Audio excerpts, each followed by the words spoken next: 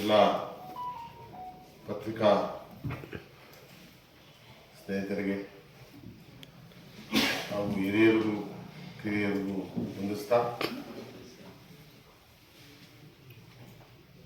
2023 ಕಳೆದು 24ಕ್ಕೆ ನಾವು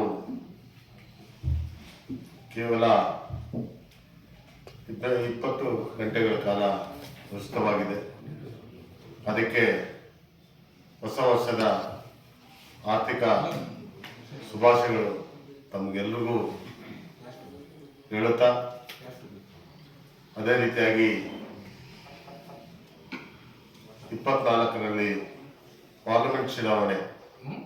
ಈಗ ನಮ್ಮ ಅಧ್ಯಕ್ಷರಾಗಲಿ ಕಾರ್ಯಾಧ್ಯಕ್ಷರಾಗಲಿ ಎಲ್ಲ ಮುಖಂಡರುಗಳು 24ರ ಚುನಾವಣೆಯನ್ನು ಯಾವ ರೀತಿಯಲ್ಲಿ ಮಾಡಬೇಕು, ಯಾವ ರೀತಿಯಲ್ಲಿ ನಾವು ಶಿಸ್ತಾಗಿ ಈಗ ಎಲ್ಲ ಕಡೆ ಏನು ರಾಜ್ಯದಲ್ಲಿ 28 ಸ್ಥಾನಗಳು ಏನಿದೆ ಆ 28 ಸ್ಥಾನಗಳಲ್ಲಿ ಕೂಡ ಹೆಚ್ಚಿನ ರೀತಿಗಳಲ್ಲಿ ಕಾಂಗ್ರೆಸ್ ಪದವಿ ಆಗಬೇಕು, ನರೇಂದ್ರ ಮೋದಿ ಸರ್ಕಾರ ಹೋಗಬೇಕು.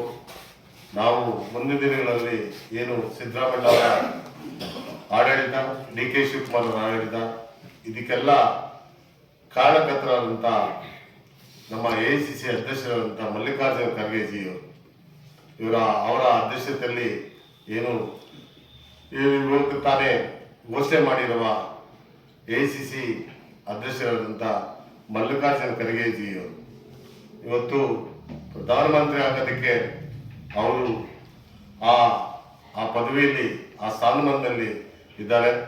ಅದೇ ರೀತಿಯಾಗಿ ನಮ್ಮ ರಾಜ್ಯದ ಅಧ್ಯಕ್ಷರಾದಂಥ DK ಶಿವಕುಮಾರ್ ಅವರು, ಸಿದ್ದರಾಮಯ್ಯ ಅವರು, ಮತ್ತೆ ಏನು 24ರ ಚುನಾವಣೆಯಲ್ಲಿ ನಾವು 20 ಸೀಟನ್ನು ಏನು ಅತಿ ವೇಗವಾಗಿ ಇವತ್ತು ಕೋಲಾರ ಲೋಕಸಭಾ ಕ್ಷೇತ್ರ 2019ರಲ್ಲಿ ಏನು ನಡೆದಿದೆ ಅಂತ ನಮಗೆಲ್ಲ ಗೊತ್ತಿದೆ. ಅದೇ ರೀತಿಯಾಗಲಿ KH ಮುನಿಯಪ್ಪನವರು 5 ಲಕ್ಷ ಮತಗಳನ್ನು ತೆಗೆದುಕೊಂಡಿರೋದು ನಿಜವಾಗ್ಲೂ ಬಹಳ ಅರ್ಥಪೂರ್ವಕವಾಗಿ ಇದೆ.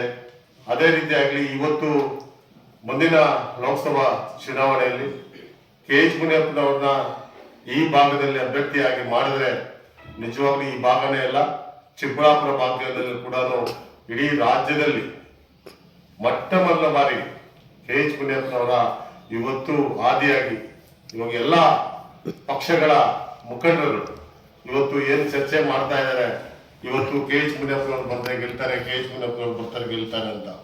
ನಿಜವಾಗ್ಲೂ ಅದು ಸತ್ಯ.